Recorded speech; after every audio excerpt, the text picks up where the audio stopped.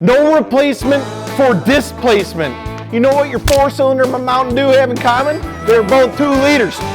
You read the title, you know exactly what we're talking about. We're talking about 4-bangers. These hit a soft spot for me, but they don't for everyone. 4-cylinders are nothing new, from being in the iconic Ford Model T to the famous 4G63 bars. These engines have a ton to offer: fuel efficiency, tunability, coming boosted from the factory. Everybody has to love these little guys, right? Wrong! Reliability issues, low horsepower numbers, muscle cars being stuffed with these from the factory, but you still see these things flying around making sneezing noises and putting V8s to Gapplebees. So why do 4-cylinder cars get so much hate?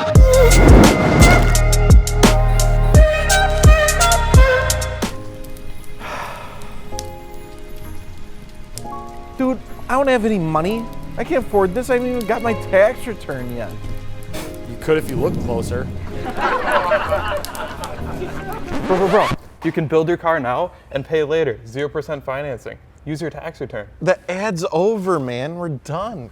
God. Oh. Anyway, 4-bangers have been around for a minute. From the Phoenix car in 1897 to the Ford Model T, it's really what got things going in the automotive industry. Throughout the years, it would only get more popular as we're struck with the oil crisis. This is when things would start to get weird and auto manufacturers were desperate. Fuel economy was key, and it was all anybody cared about at the time. That's exactly what the 4-cylinders were designed for. They were small, easy to produce, and fuel efficient, baby. With gas prices on the rise, Ford and other manufacturers would freak out and realize their big, meaty, gas-guzzling V8s weren't going to cut it in this new world. The Mustang II was born, featuring a 2.3-liter 4-cylinder engine from the Pinto. So not only was the muscle of the industry getting nerfed like an OP COD class, new cars were being pumped out featuring the Quattro cylinders. The Chevy Vega, the 70-horsepower Plymouth Cricket, and the Dodge Colt.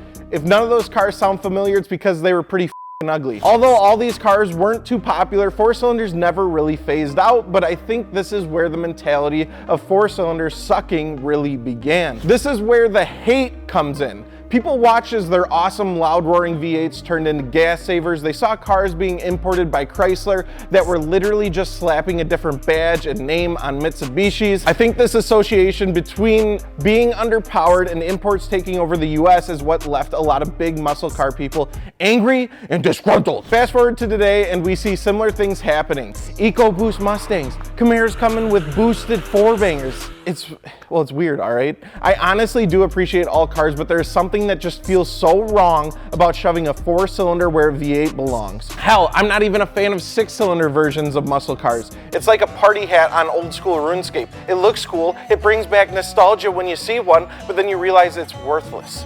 Okay, that was a bit harsh, but you get what I'm saying. A lot of the hate basically comes from most 4-cylinder cars coming under 300 horsepower from the factory, when there's plenty of options for 6-cylinders and 8-cylinders that can make over 300 all day long. Not only that, but there are some naturally aspirated 4-bangers that do not need an exhaust, or if you do want noise, at least leave the muffler or the resonator on. You know, don't get me wrong, some sound fantastic, but some, they're terrible.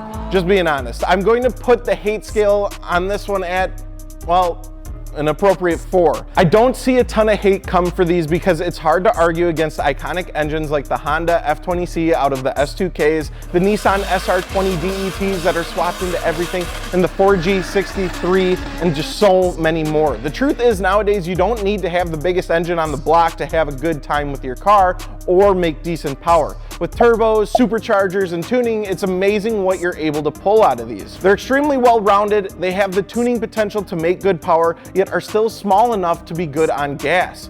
They're easier to produce, they're lighter, they can be put in front-wheel drive, rear-wheel drive, and all-wheel drive configurations. They're just convenient overall. But what do you think? Do you like 4-cylinders, or do you gotta have that big powerhouse V8, brother? Comment below, I'm going to read every single one. And whether you have 150 ponies or 1,500 horsepower, check out FitmentIndustries.com for all your wheel, tire, and suspension needs. I have owned quite a few 4-cylinders and I've loved them all. I think my favorite 4-cylinder car I drove that surprised me the most was my buddy's S2000. Car just handled so well, it felt right, and that one's even naturally aspirated. On the other side of the coin, I did have a ton of fun driving the Z01 Camaro that we had in house.